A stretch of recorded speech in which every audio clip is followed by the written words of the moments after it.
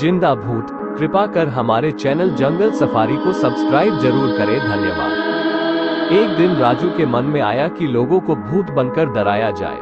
वो सांस रोकर बैठ गया। उसकी पत्नी ने उसको हिलाया डुलाया, लेकिन राजू चुपचाप आंख बंद किए बैठा रहा। हे भगवान, लगता है ये सचमुच मर गए। वो रोती हुई बाहर निकली और पास पड़ोस वालों को बुला लाई। राजू उसी तरह बिना सांस लिए, बिना हिले डुले बैठा था। पड़ोसियों ने भी समझा कि राजू मर गया है, अब इसका दाह संस्कार करना चाहिए।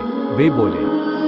वे राजू को लेकर नदी किनारे आए, उसे लकड़ियों के ढेर पर लेटा दिया, फिर उसके ऊपर और लकड़ियां रख दी।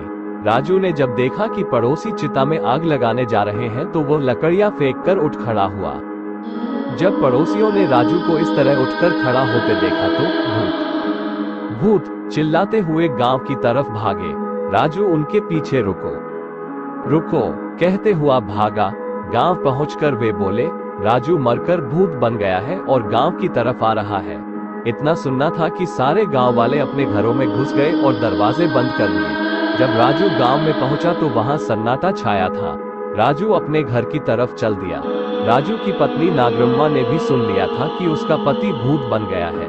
उसने भी जल्दी से घर का दरवाजा बंद करके कुंडा लगा लिया। घर पहुंचकर राजू बोला, नागरम्मा दरवाजा खोलो, मैं राजू हूँ। तुम राजू नहीं, राजू के भूत हो। कृपा करके यहाँ से चले जाओ। मैं तुम्हारा बहुत अच्छी तरह से श्राद्ध कर दूंगी और ब्राह्मणों को भोजन भी करवाऊंगी। बस तुम यहाँ से चले जाओ। राजू दरवाजा खटखटाता रहा पर नागरम्मा ने दरवाजा नहीं खोला। अप्पा, अब मैं क्या करूं? मेरी पत्नी भी मेरा विश्वास नहीं कर रही कि मैं भूत नहीं हूं। राजू ने सारे दिन से कुछ नहीं खाया था। अब उसे बहुत जोर की भूख लगी थी। मुझे कौन भोजन देगा जब मेरी पत्नी भी मुझे भूत समझ रही है? वो चलते चलते गांव के मंदिर पहुंचा। चलो रात यहीं काट लेता हूँ, सुबह जब पुजारी प्रसाद चढ़ाने आएगा तो उससे प्रसाद लेकर खा लूंगा। राजू मूर्ति के पीछे छिपकर बैठ गया और पुजारी की प्रतीक्षा करने लगा। रात बीती, सुबह हुई। गांव वालों ने धीरे से दरवाजे खोले और बाहर झांका। राजू का भूत कहीं दिखाई नहीं दिया। सब लोग घरों से बाहर आ गए और अपने काम धंधों में लग गए। पुजारी भी प्रसाद बनाने लगा। प्रसाद बनाया, बड़े बनाए, लड्डू बनाए। फिर सारा प्रसाद एक थाली में सजाकर मंदिर की तरफ चल दिया। मंदिर में पहुंचकर उसने प्रसाद की थाली एक ओर रख दी, फिर कुएं से बाल्टी निकाली और मंदिर धोने लगा। तभी राजू मूर्ति के पीछे से निकला और बोला, स्वामी आज आपने बड़ी देर कर दी, मैं कब से आपकी प्रतीक्षा कर रहा हूँ। इतना सुनना था कि पुजारी बाल्टी पटककर गांव की तरफ भागा। उसके पीछे पीछे राजू स्वामी स्वामी कहता हुआ। गांव वालों ने जब राजू को पुजारी के पीछे आते देखा तो फिर से घरों में घुस गए और दरवाजे बंद कर लिए। राजू एक बार फिर अपने घर गया, लेकिन नागरम्मा ने दरवाजा नहीं खोला। राजू मंदिर में लौट आया और पुजारी जो प्रसाद लाया था उसे खाकर अपनी भूख मिटाई। पेट भर जाने के बाद राजू ने अपनी तरफ देखा। उसकी वेष्टी फट गई थी, शरीर धूल मिट्टी से सना था, बाल बिखरे थे। लोग ठीक ही मुझे भूत समझते हैं, मेरी हालत तो देखो। वो बोला, सबसे पहले रमैया धोबी से साफ कपड़े मांगकर पहनना होगा। ऐसा सोचकर राजू नदी किनारे पहुंचा। रमैया धोबी अभी आया नहीं था। राजू कपड़े धोने की भट्टी में छिपकर बैठ गया। उस दिन राजा का कोतवाल घोड़े पर बैठकर गांव का निरीक्षण करने आया था। उसने देखा कि गांव वाले बजाय अपना काम धंधा करने के घरों में बैठे हैं। उसने दरवाजा खटखटाकर गांव वालों को बाहर बुलाया और पूछा, काम धंधे के समय तुम लोग घरों में क्यों बैठे हो?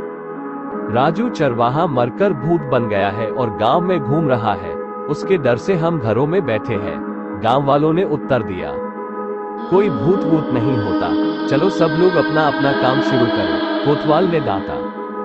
सब लोग एक बार फिर घरों से निकलकर अपने अपने काम पर लग गए। रमैया धोबी भी घाट की तरफ चल दिया।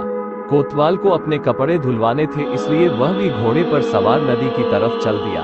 जैसे ही दोनों घाट पर पहुंचे, राजू भट्टी में उठकर खड़ा हो गया और बोला, अरे रमैया अप्पा, कहाँ थे अब तक? मैं कब से भट्टी में बैठा तुम्हारी प्रतीक्षा कर रहा हूँ। इतना सुनना था कि रमैया सिर पर पैर रखकर गांव की ओर भागा। कोतवाल भी सरपट घोड़ा दौड़ाता गांव से दूसरी तरफ भागा। गांव वाले फिर घरों में घुस गए। राजू ने धोबी के कपड़ों में से एक साफ वेष्टी और एक कमीज निकाली, फिर नदी में जाकर नहाया, साफ कपड़े पहने और अपने घर की तरफ चल दिया। घर पहुंचकर उसने दरवाजा खटखटाया और बोला, नागरम्मा दरवाजा खोलो, मैं भूत नहीं हूँ। अरे जब मैं मरा ही नहीं तो भूत कैसे बन सकता हूँ? हमने तुम्हें मरा हुआ देखा था, नागरम्मा अंदर से बोली। न तुम सांस ले रहे थे, न हिल डुल रहे थे। मैं समझा था कि मैं मर रहा हूँ, इसलिए मैं सांस रोककर बिना हिले डुले लेट गया था। राजू ने कहा, असल में एक यात्री ने मुझे एक सूत का धागा दिया था और कहा था जिस दिन ये धागा खो जाएगा उस समय मैं मरने वाला हूँ। तुम दरवाजा खोलकर देखो तो मैं मरा नहीं हूँ, जीवित हूँ। नागरम्मा ने धीरे धीरे दरवाजा खोला। सामने राजू नहाया धोया, साफ वेष्टी और कमीज पहने खड़ा था। ये भूत नहीं लग रहा, नागरम्मा ने सोचा। फिर उसने हाथ बढ़ाकर राजू को छुआ और जोर से चिकोटी काटी। अप्पा! राजू चिल्लाया।